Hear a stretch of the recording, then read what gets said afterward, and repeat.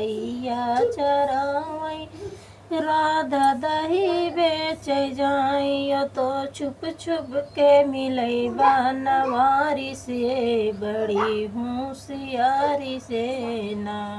वो तो छिप छिप के मिलनी बनवारी से, बड़ी होशियारी से ना।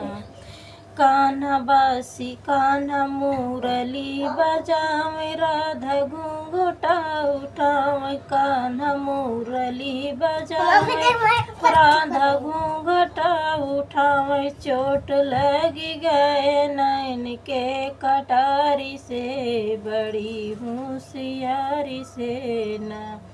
चोट लगी गईल नैन के कटारी से, बड़ी होशियारी से ना।